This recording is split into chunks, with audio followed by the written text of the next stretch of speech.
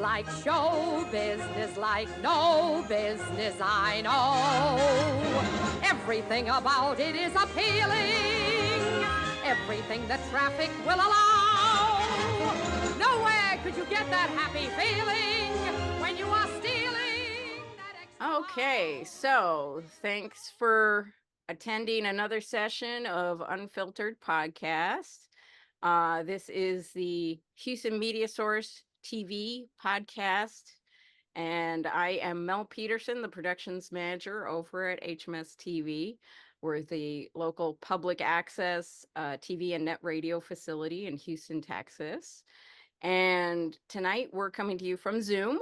It's a little bit different than our usual makeup. We're usually in studio spaces over at HMS, but tonight we have very special guests with us, and we're going to be talking about a great theater in Houston that y'all should get to know and participate in.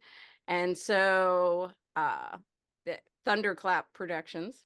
So like I said, usually we're in the studio space over at Houston Media Source, and we do these podcasts as kind of a training module / content production. So we invite people to attend. We usually hold these in the beginning of the month, either on the first or second Fridays. And people can volunteer to be on the tech side to learn how we set these podcasts up and how we film them. We're generally going live to Facebook or other social medias. And then we're also inviting different guests in the community who want to talk about what they're doing and how they conduct their art, or if they're in nonprofits. We can have guest hosts or guests. So we're all very loose, and our main goal is just to promote media education as well as bring communities together. So having said that, if you'd like to participate in these or other workshops we do at Houston Media Source, because we do a fair amount of free to the public workshops as well as our usual producership there, you can get in touch with us via our website. It's www.hmstv.org. And then you can also email our outreach director, Roger Palomino, for a free Monday night Zoom orientation session that will go over our facility, the details, how you could join. So that's one way of participating at the facility. And then the other way is, if you'd like to get involved in our free workshops, you can email me, the production manager, at melp@hmstv.org. That's MELP at hmstv.org. So yeah, having said that, let's go ahead and start getting into our program with our wonderful guests here. Let me go ahead and go to gallery view so you can see everyone. Here we go. So Aaron, would you love to introduce yourself and everyone else here, and introduce us a little bit to Thunderclap Productions? Absolutely. So I'm Aaron Alon. I'm the president of the board of directors of Thunderclap Productions. We're a nonprofit theater company that specializes in producing new and under-recognized plays, musicals, and films. We have a special interest also in works relating to social justice and equity, as we'll talk about a little today with one of our play series. And joining us today are Tamara Seiler. So Tamara is one of our incredible board members. She's the treasurer on the board of directors for Thunderclap Productions. We also have Adi Teodoru, who is the playwright for our production this summer, Melville and Hawthorne, which will be a world premiere, and Andrew Ruthven, who is the director of the same production. And I hope I didn't butcher anyone's names. Yeah, and we're all really, thank you so much for inviting us. We're so excited to be a part of this. No, absolutely. I'm excited to always meet people doing productions in Houston. And like we were talking a little bit earlier about how it can be somewhat stifling at times in certain avenues of production, to where there's a lot of stories, there's a lot of communities out there that don't get enough representation. And so it's nice to meet a theater that's actually championing those stories and those communities. So, but go into a little bit, y'all, when did this start? When did y'all come together and start doing these things? I guess I'll start, and Tamara, if you want to add anything, please do. So we started in 2010 as kind of a writers collective. It was just me and 3 other playwrights that we had been involved in a fundraiser for a Galveston theater that had been badly damaged by Ike. We had written some plays, some short plays, like 10-minute plays about somehow having to do with hurricanes. That was the only prompt we were given. And they did this great event down in Theater ETC in Galveston. And so we were part of that. And a few of us from that thought, you know, it'd be great to take a few of these plays that we really liked and write a few additional ones. And so that was our first production back in 2010. It was called The Great Storm. It was 10 plays, comedies and dramas, written by myself, Peter Wittenberg, Eric James, and Lisa Walker. And we had 10 plays presented that just were short plays that had to do with storms somehow. And it was a really great experience and a really good success for our first production. Right after that, in 2011, we did the work to become a nonprofit, a 501c3, and transitioned away from a writers collective model to more of an open model where we get submissions from across the country. And in formalizing our mission about new and under-recognized plays, musicals, and films. And so we just, our last production, which was part of the Mix Match Festival at the Match in January, was our 10th production. For a long time, we were sort of a company that we had these incredible board members. But, you know, as you mentioned, it can be a hard environment to produce theater in, especially finding funding, things like that. So we would tend to fundraise and save money, get enough money, and then we're putting on a play, you know. So, over time, we were able to get some additional grants and things to help us with that, including a sizable grant from the John Stephen Kellett Foundation. So John Stephen Kellett was an engineer at Exxon for many years and a philanthropist. And when he retired, he started the John Stephen Kellett Foundation, which awarded relatively small grants, like $2,000 to $5,000, to different groups doing things that supported LGBTQ equity efforts. And we actually we produced a feature film musical titled Bully, and that foundation was one of the main supporters of that film. And eventually they decided, after he had died, a few years afterwards, they decided to shutter the foundation. And so they transitioned over to creating an application process for much larger grants that would be transformational for organizations. So we applied, and we were very grateful to have been awarded one of those grants that funded this play series that we've had now. And the first production for that was in 2020. Which was a production called From White Plains that Lily Wolf directed. And we got 6 Houston Press nominations and 1 win for that. So it was a great way to start the production series. And then that happened, we closed the production just before everything shut down for COVID, which was wild.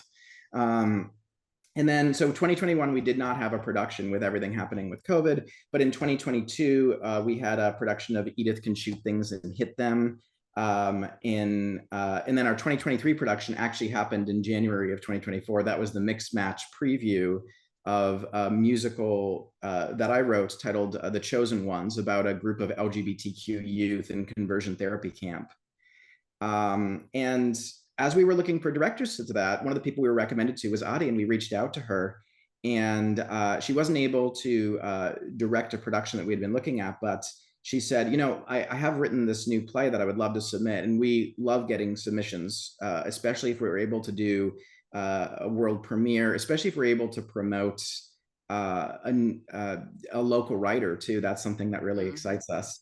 And she sent us this play, and it went to one of our readers who read it and said, this is a good play. And so the board took it under consideration, and we voted for the 2024 production, and her play of the finalists that we had to choose between was the one that was selected and that we're really, really excited to present this summer. And then we also chose the production for next summer, 2025. So at the Mix Match, we did a 30-minute preview of the musical, The Chosen Ones. Next summer, we're actually going to do a full production of it. Okay. So we're really excited about that. It's a 90-minute musical. with a cast of 8, and it's as I mentioned, it's a story of a group of LGBTQ teens in a summer conversion therapy camp, and what happens to them. And I think now would be a great time, if you're up for it, to hear a little bit more about Adi's play, if I can hand it over to her. Yeah, please do. I mean, that sounds amazing. Thank you. So Chosen Ones, that is Alan's baby. That's going to be, that's the one he wrote. And I'm really, really excited to see it. I didn't get a chance to see the shorter version when you guys brought it up, but I'm really, really excited to see that.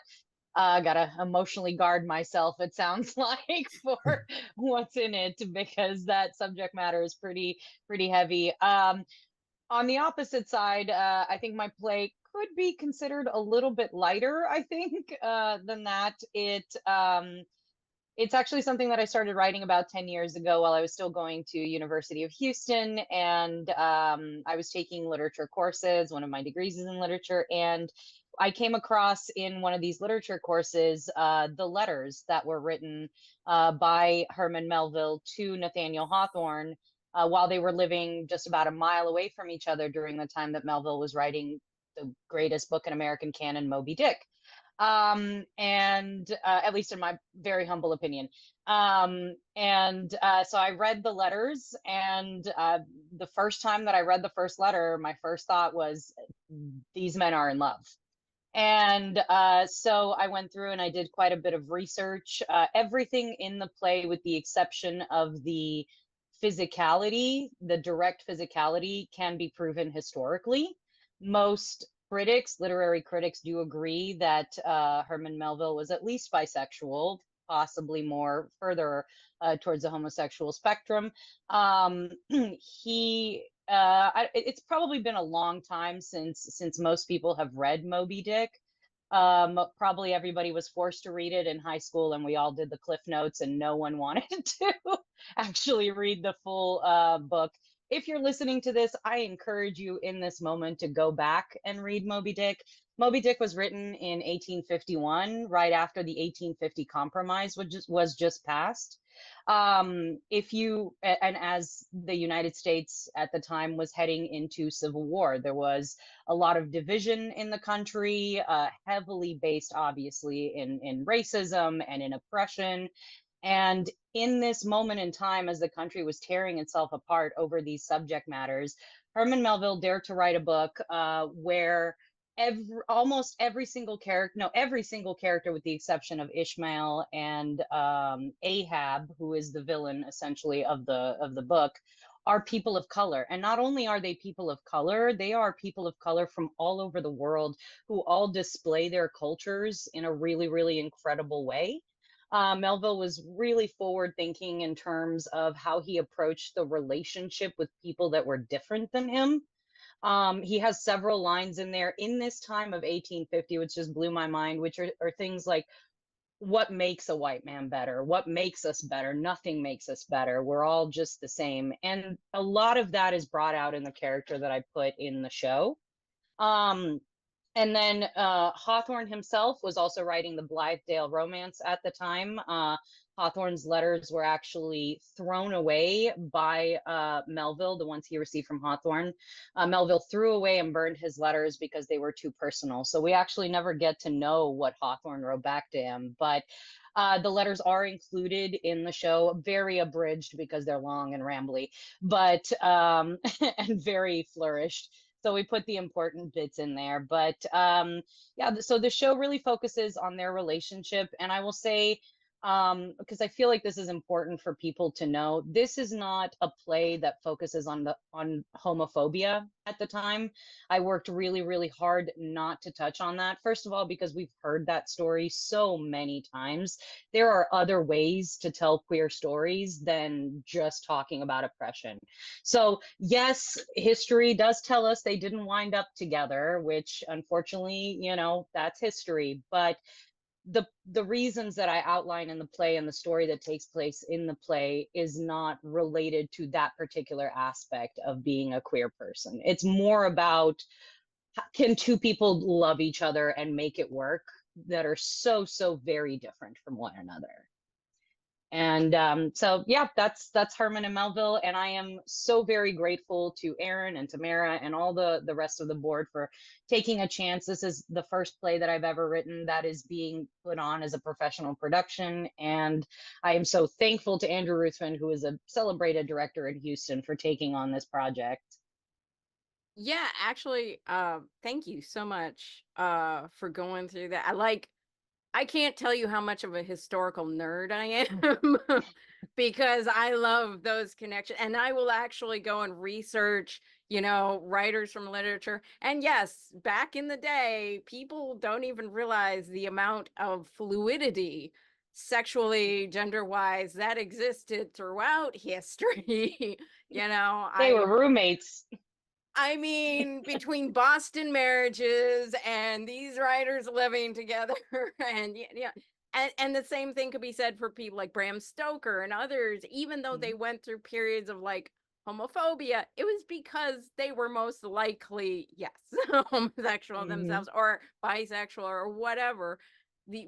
But it was fluidity, and I love that you're bringing that back into social consciousness, because I think going back to our histories, going back to all of our communities' histories, in whatever capacity, BIPOC, LGBT, women, everybody, there's new ways to look at the text we've been given in our schools and in our, teachings. Like we've been made to view history through one lens, but really there's so many ways to look at it.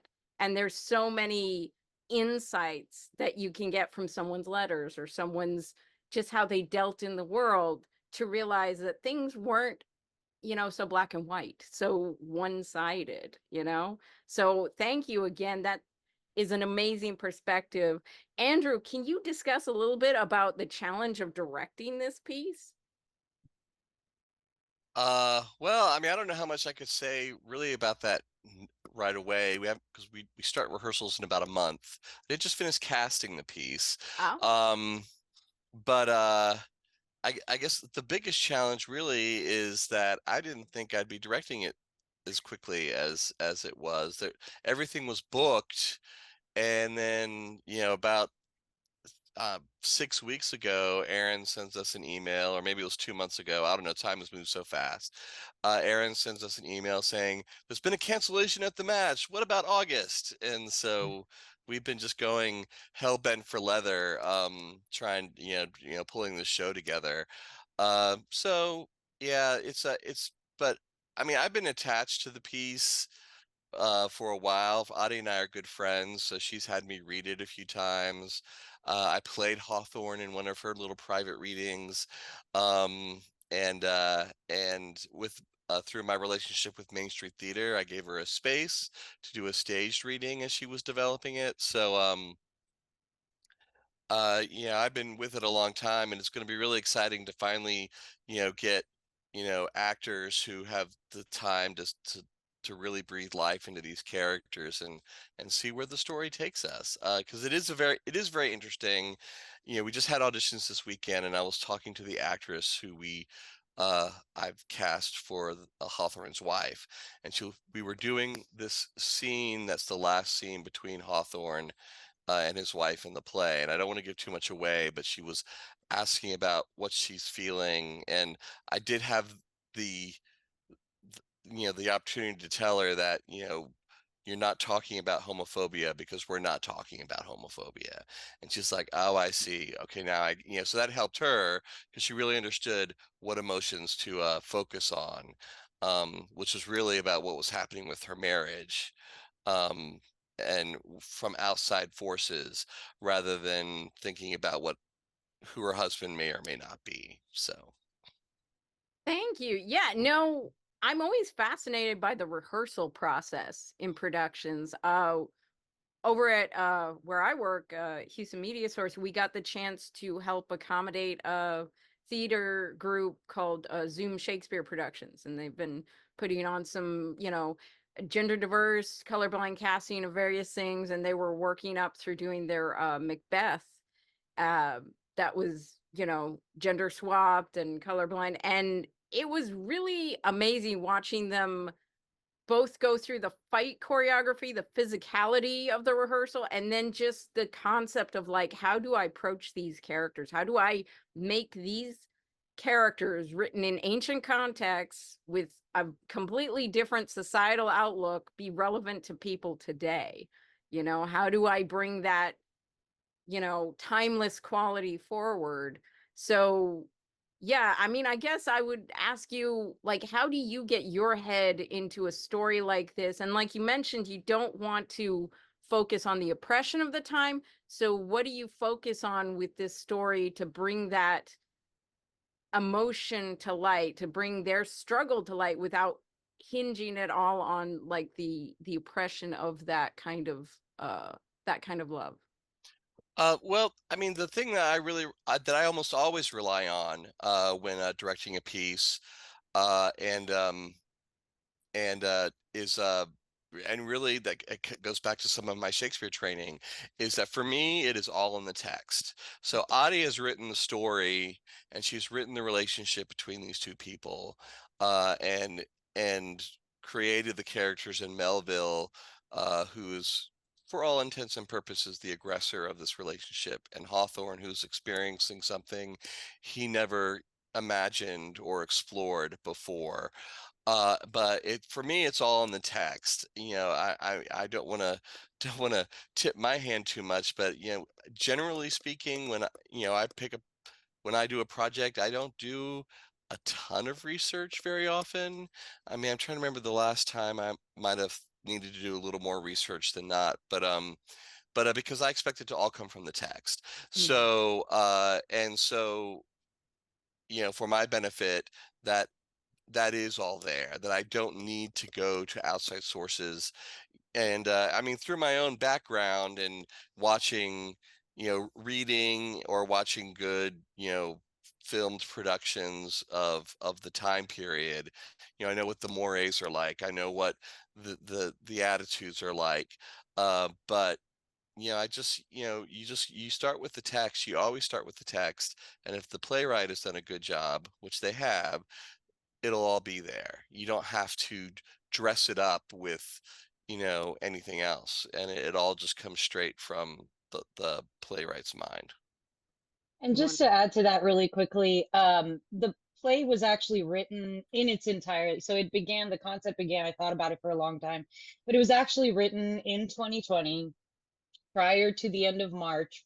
So in the summer of 2020, when our country was sort of tearing itself to pieces over a variety of versions of oppressions and systemized, not just racism, but Yeah. many, many other issues that we are confronting still every day. So a lot of that was in me as I was writing it, and it flows out of the script. You can see very, I think I maybe have been a little heavy handed on matching themes to things that we're experiencing today, you know. And there's a lot of that. There's a quintessential character that essentially stands for the patriarchy that you get to meet and see how these two characters interact with. So I think that that's sort of the bridge is me having going through those experiences at the time that I was writing.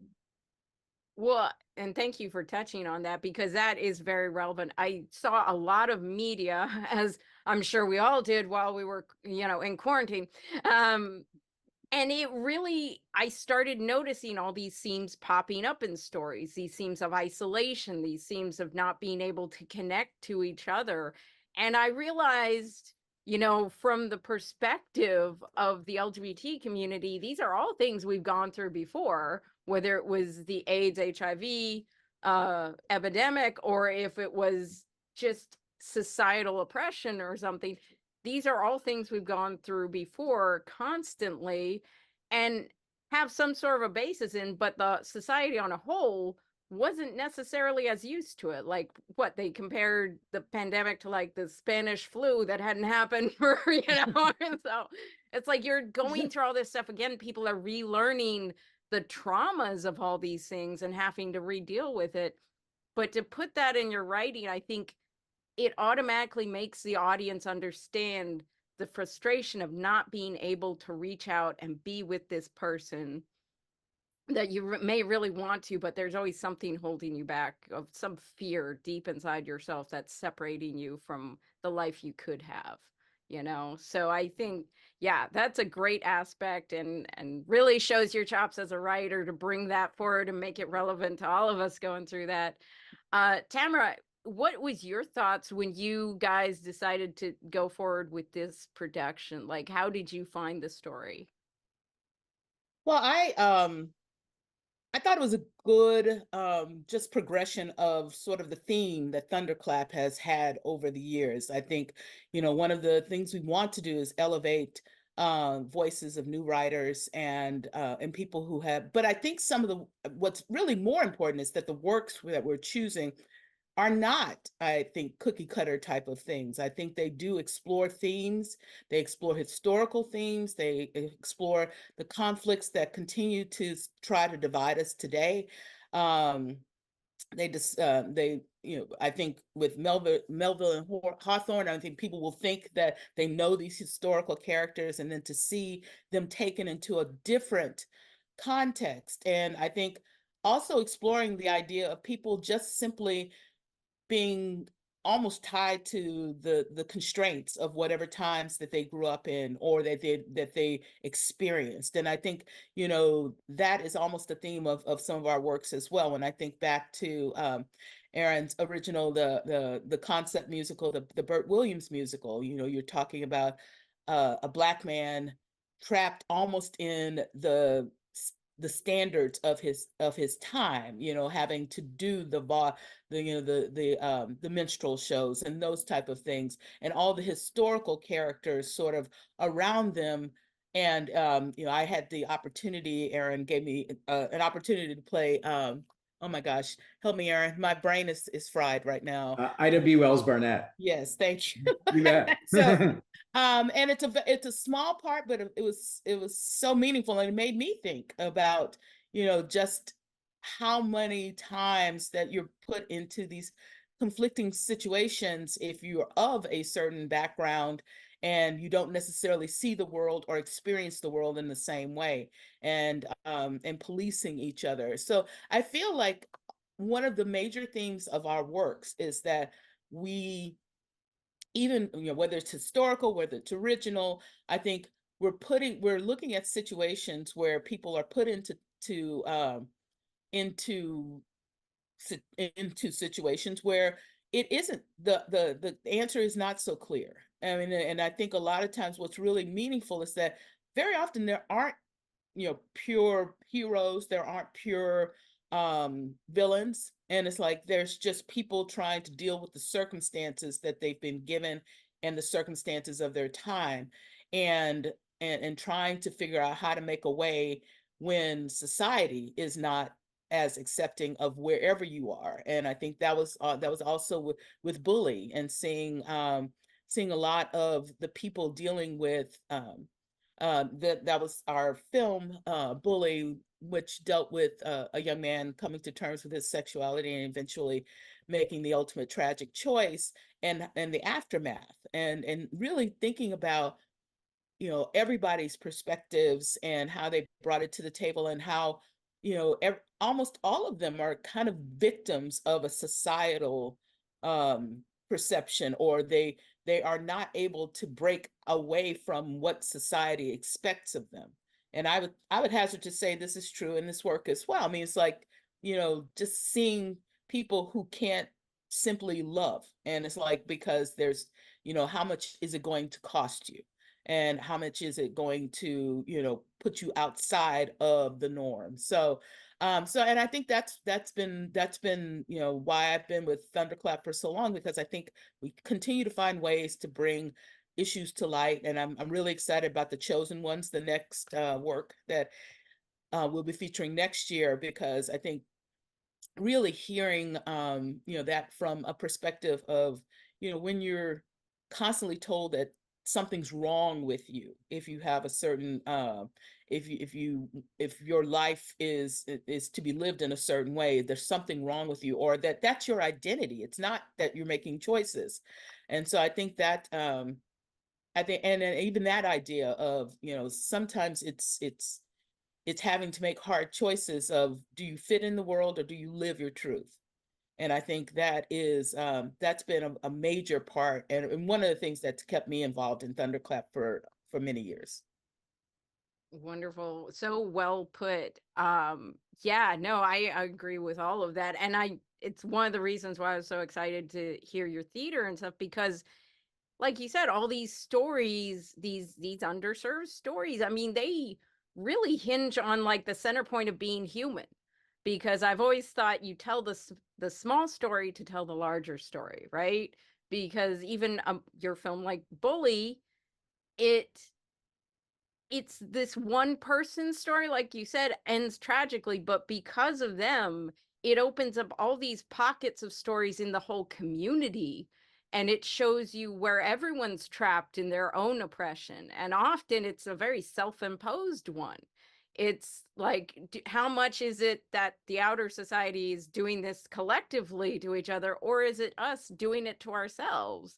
And that, I appreciated that about the story, certainly, and particularly in light of everything that's been going on with our school system for the last, 10, 15 years. I mean, God, it's been too long, but young people especially are always going through a lot. They're going through the same traumas as the adult world, only we give them less credit for going through that and still going to school every day and getting your homework done and all that. It's like, we're thinking, oh, well, you're not old enough to have a job yet and get this done. But they really are. Like, school is a job at this point. You have the deadline, you have the thing.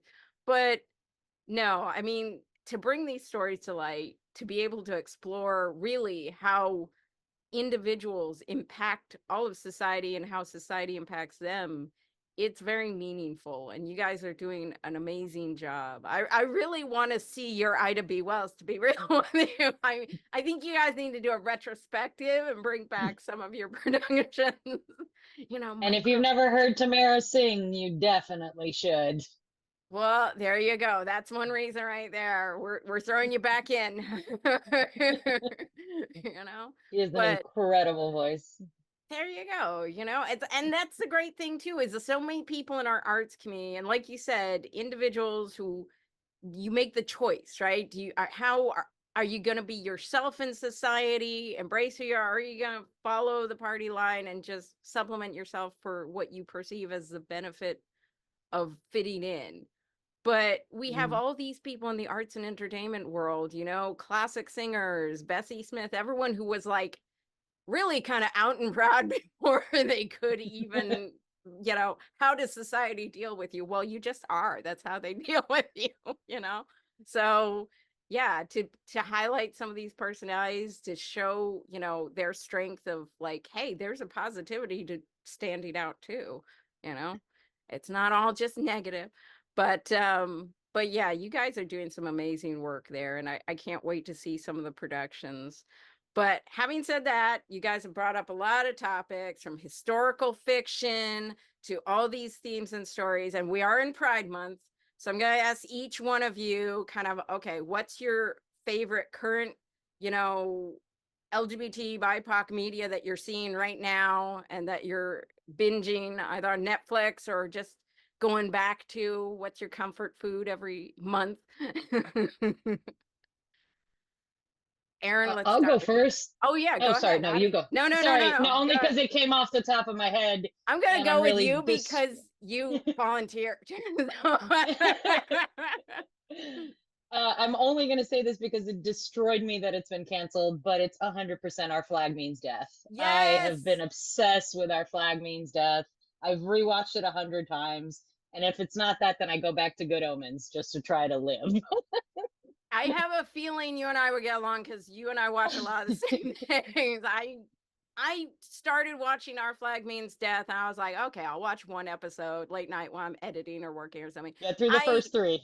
Marathon the first series that whole night, and I was a zombie at work the next day, but it was worth it. But again, seeing these, and it's very theatrical. Like, I noticed that about a lot of the productions coming out now, we're going back to that whole thing where theater has influenced film, and now film is going back to theater. The few times they actually let original work really get in there without having to be another Star Wars remake or something, it's finally, the theater people, the improv, the performers who get to play around with things. So yeah, I'm a big fan of that. So I definitely endorse. And yeah, Good Omens, love it. Who else wants to jump in? I'll jump in. Mel, you were saying, I think before the interview started, that you're kind of a big geek, and I am too. But one thing I had never really gotten into until a couple of years ago was Star Trek. Never really watched it, never got into it, and I did the deep dive. Outside of the original series, I've seen in the children's one, I've seen almost everything now. And one of the things that I love about Star Trek is I feel like it's an exploration of what's possible in a given time period whenever it was happening. And it pushes the boundary a little bit past wherever society is at that moment. So now we're starting to see real representation of gay and trans characters in things like Star Trek Discovery. And I loved Deep Space Nine, and having a Black captain at the time was like, it was huge at the time. Just the racial diversity that you start to see, the representation of different groups, I feel like it always pushes it tells you where the society was because it pushes just a little bit past it, and it opens the door into like, this is what it could be like. And it explores subjects like, what would a post-capitalist world look like? What would worlds look like that were not patriarchal necessarily? So, and it's I don't know. I've really enjoyed that deep dive, just to sort of see the progress too in that, to where it may have been something really like very, very quiet and secret initially, like Sulu. I mean, oh, and George now, Takei. yeah, and now like they're doing productions where like there are gay characters, there are trans characters, there are characters of color, there are you have all of these this huge exploration where it's not, kind of like what Adi was saying earlier, it's not necessarily the focus of it, it just is, because they've moved past the place where we are. And that's a really cool thing to watch in that progression of the different series. I love that you mentioned Star Trek, because that was one of the first. I'm a big sci-fi horror geek, so that was my gateway drug when I was a kid, was watching the original Star Trek with Uhura and Sulu. I mentioned them first because those were my favorite characters, of course. Nichelle Nichols. And when Whoopi Goldberg was in Next Gen, she was like, I joined because of Nichelle Nichols. I was like, I feel you, girl. Well, of course, I'm old enough that I actually saw them first run, and so and I can tell you right now, the moment where Kirk and Uhura kiss on TV was earth-shattering. It was, I mean, it really was. I mean, like, you didn't talk about it. I mean, we had I'm not even sure, had we even done Loving? I mean, it's like, I don't even know. And it's like, and so I hadn't even thought about the timeline, but I'm like, I just had an imagination of, is someone not driving down to the studio right now to arrest them for kissing?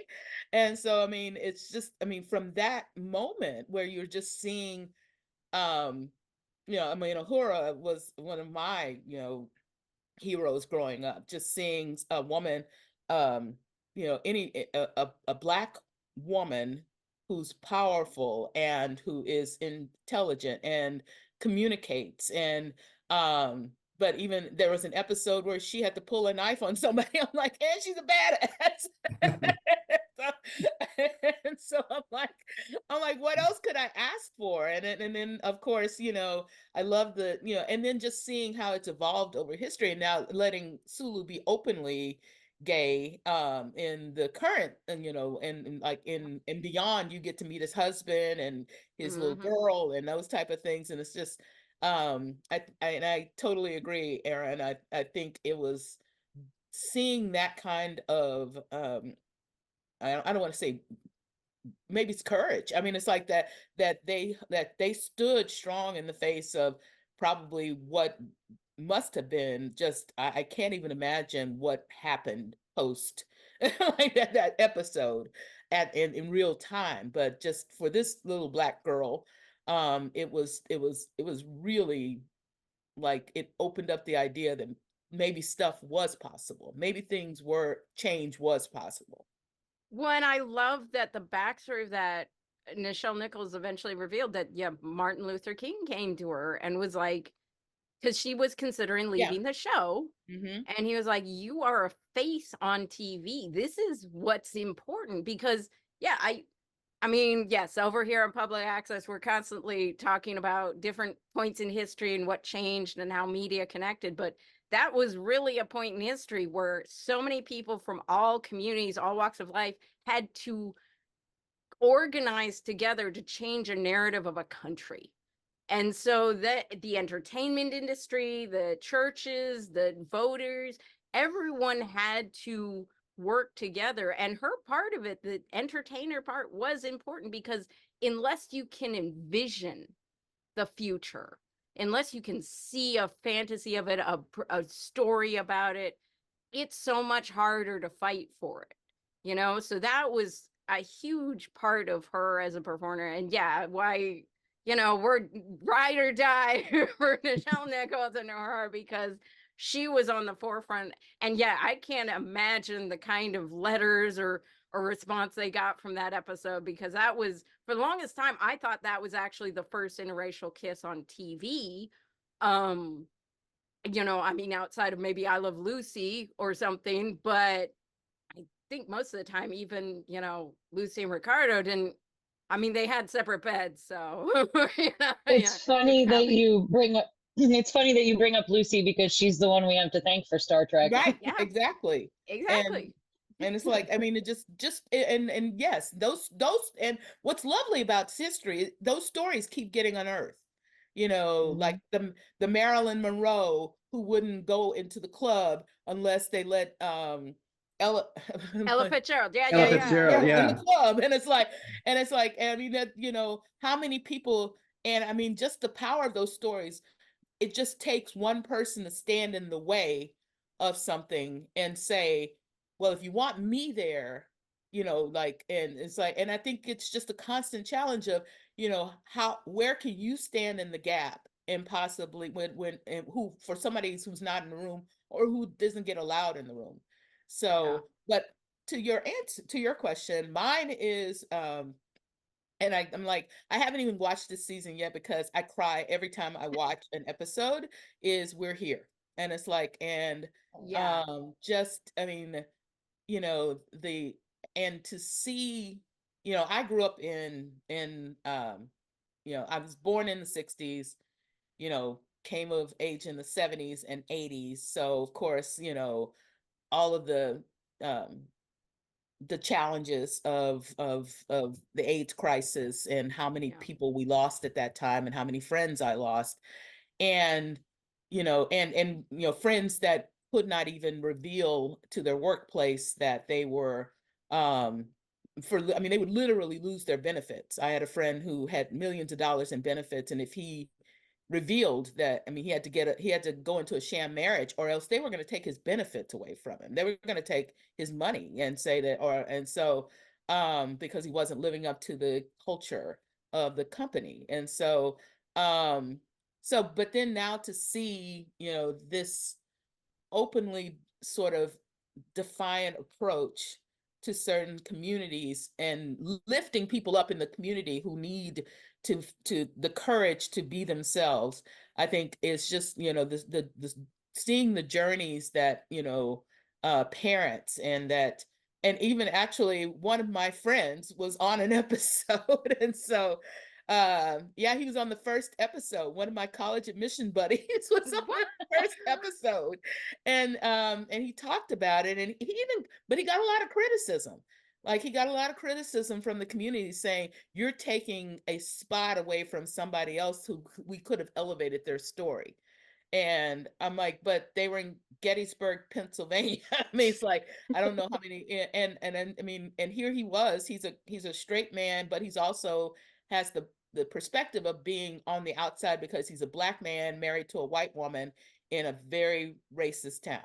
Yeah. And it's like, and so he's always been an outsider of sorts. And for him to say, I'm going to step in and feel like what it means to be an outsider in another way, and to validate that experience, I think, and I think it challenges us all. Where what areas can we step into? Where can we, stop?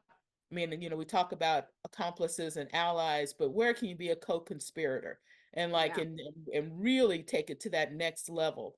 Because I think that's how change happens, is that somebody is brave enough to take that first step, and you have to decide whether you're going to go with them or not. So I think that's been, I mean, again, every episode I end up crying because I'm like, I see people I know who, in the struggles over the years, the people who had to stay in the closet, the people who, wanted to be something different, the people who, just, and when and just the layers, like, you may identify as a member of the LGBTQ plus community, but you're also Black, and you're also poor, and you're also this, and you're also that. And like, it's just, I mean, and you just want to be. And it's like, and society just won't let you be. And it's like, and to see people coming almost to their rescue to say, it's okay, we'll stand with you and be brave with you. And so it's just been it's been a nice thing for me, just to see that level of empowerment that I didn't see for so many years growing up. Well, and I love that reference. I've actually, that's been on my watch list for a while, but like you, I've been kind of afraid because listening to those stories, I do get emotional. Sometimes I'm like, okay, I need to be in the headset for this. But I do love how they highlight so many communities, and you have to be intersectional. Like, it's not even, to me, a choice, because again, the one story tells all of our stories, and a lot of our oppressions are very relatable. Like, we've gone through the same. It doesn't matter if you're a white gay man or a Black straight man or a woman of all orientations and varieties. It's still like, yeah, you're just a woman. It's still like, it's an oppression is an oppression. You still feel those same emotions, you still feel alienated. And so if we can come together and help each other understand our stories, and to the point of casting, for like y'all, I come from a theater background of that. I've never felt personally, because I've directed a few shorts and other things, that I would want to limit. If I think this person's good for this role, I don't want to just limit them because, oh, they don't fit the exact makeup of a character. Well, that's part of acting. And like, that's just how it is. But I think there's value in someone from one community stepping into the shoes of another and having to really experience that story on a personal level. I think they grow as a human being. Windows are open to them mentally and spiritually, and then they can bring an aspect to the audience that helps them understand the story better too. Like I mentioned earlier, we worked with Zoom Shakespeare Productions. Well, they gender swapped for Macbeth, and it was a Black woman who was playing Macbeth. But the way she brought that to life, you suddenly had this whole layer of empathy for the character that before you were just like, oh, well, this is just a power play, and a patriarchy and all this stuff. But she brought layers to it to where you finally realize, wait, this is a love story. He's actually quite in love with his wife, to the point where he would do anything to have her see the man in him that she's always known he could be. And so, but by doing that, he deteriorates who he is, the goodness in him. And then she realizes, oh, wait, I've destroyed what I loved about him, you know, I've helped destroy it. So it's really an intense romantic tragedy that I never really got from the play before until you had this gender swap production and colorblind casting. So it's like these value to go back to our theater roots and to portray it that way. But Andrew, I want to hear what your current guilty pleasures are.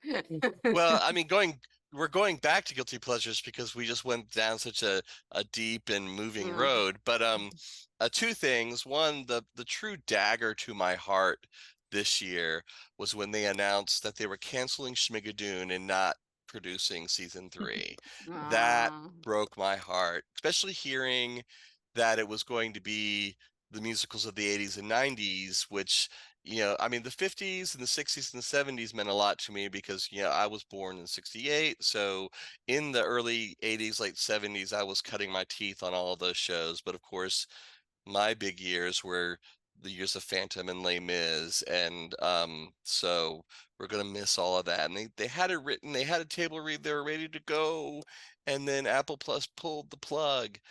But if you're a fan of Alan, if you're a fan of Alan Cumming, my biggest guilty pleasure that's coming back this summer is on Peacock, which is The Traitors, which is a reality competition series. And the American version features reality competition folk, you know, from Survivor and Big Brother, a lot of Bravo shows, and Alan Cumming is the host, and they film it at a castle in Scotland, and Alan gets to be his most fiercest, fabulous self as a host of what is ostensibly a mainstream show. And it's just, I mean, it is the guiltiest of guilty pleasures. And Audie, you will be interested. Oh yeah, we're gonna be on the couch drinking the wine together, watching. But Audie, I don't know if you've seen either the first 2 seasons, but Boston Rob is going to be on season 3. So my favorite villain. Who, if you don't know Boston Rob, he's a big Survivor, you know, king of Survivor. He's going to be on season 3, so I'm looking forward to that coming back. Well, I gotta get into that because I love Alan Cumming. Like, I've been watching him forever, and he's a great survivor of himself. Like, if you haven't gotten his autobiography, like, do it. Because he's been through the ringer and back, and he just don't give a flying anymore, you know? Did you ever see him in Reefer Madness? I did. If you haven't seen him in Oh my God. So good. So, and I love that production anyway, but then he got sublime casting in that show. And I think it's a little bit of kudos to Peacock, because I know that the series is, I don't think it ever broadcasts. I think it's just filmed for the streaming service. But I mean, Alan gets to be Alan. There's no like little like dialing, you know. I mean, if he is dialed it back, I can't imagine what full volume is like, because, you know, and the cast is such a broad spectrum of reality folk. You know, I could see, you know, a scared producer saying, "Oh, don't do that," or "Don't wear that," or "Don't be this way." The man clearly gets to be himself. So it's just, you know, he's amazing and hysterical and, you know, fierce. And then if you like reality competition shows, which Audie and I are big fans of Survivor and The Amazing Race, I'm a Big Brother fan as well. That's also one of my true guilty pleasures. But it's a great show, and it's just a lot of fun. And well, I gotta definitely try that because it sounds like I'm all fun. A lot of my guilty pleasure reality shows hinges around cakes and baking. So I'm a big fan of like the British Bake Off and the one they had on Netflix, which was you have to guess if it's real or if it's a cake. Is it cake? I think it's called. But no, I love the Brits because they just, not only are they super theatrical in everything they do, they also somehow tend to top us in a lot of our, you know, shows and media format. They're like, "Oh, you think you can do script writing? Well, hold my beer." You know, so yeah, but I gotta watch that now because I knew Alan Cumming was doing something right now, but I couldn't remember what show it was. So I might be there with you, like on the live tweet. or X. Well, yeah, they've got 2 seasons already in the can, and they're ridiculous. They're ridiculous, and he's amazingly ridiculous, and so yeah, it's just a lot of fun.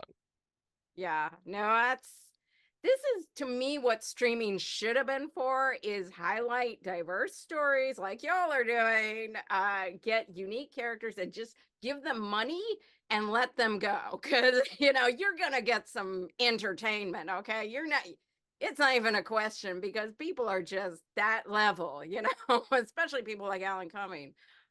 To me, it's sad that so much of the funding cycle, particularly in our arts and entertainment worlds, are like, okay, well, we have to judge on, like, we've already got this diverse group here, so we can't do another one there. And it's like, I've heard that's even in publishing too, because we've had a few producers at our facility who do a podcast on like publishing and writers stuff. And it's like, just because you have one Black woman writing in your distribution cycle, you can't have another one. And like, it's like, okay, well, I mean, I guess if you feel like one person's voice encompasses the entirety of human existence. But yeah, it's like, I wish Stream would stop canceling things. Stop canceling things. I'm gonna put it out to the universe, because I was really into AJ and the Queen when it was on, and that only got Yeah. one season. Travesty. That was a travesty, the cancellation of it. Oh my God, the way they left it off with the cliffhanger and the trailer and everything, I was just like, you can't end it here. Do an audio book. RuPaul, you RuPaul, you have more money than that. That's the company that didn't see it coming. So my goodness. But yeah, y'all are here to carry on the torch, thankfully, and we're so happy to have you here for Pride Month, for every month, because you're the ones who carry on the torch of Pride throughout the years, beyond 1 month. So keep doing what you're doing, and I'm definitely going to get a ticket for that next show, because I am super fascinated. I'm going to be there geeking out, going to build the Tumblr about Melville and Hawthorne.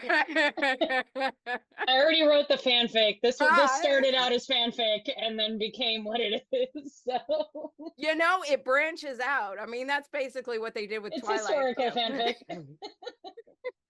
Historical fanfic.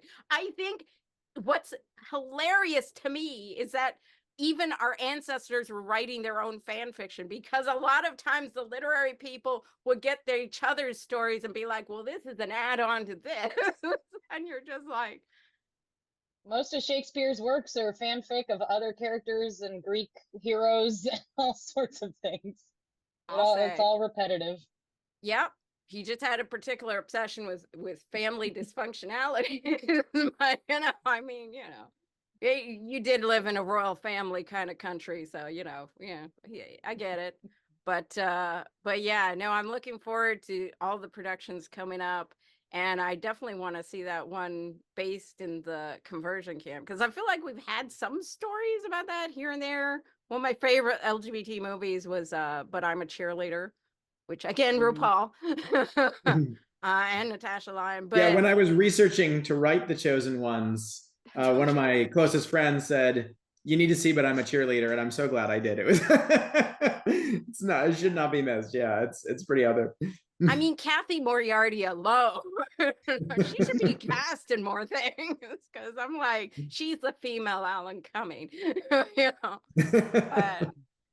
But yeah, no, I'm very much looking forward to that. So please put us on your mailing list. Please let us know anytime we can do a PSA or let people know about an upcoming production. And we're going to have y'all back on for more podcasts, because you guys are just a hoot.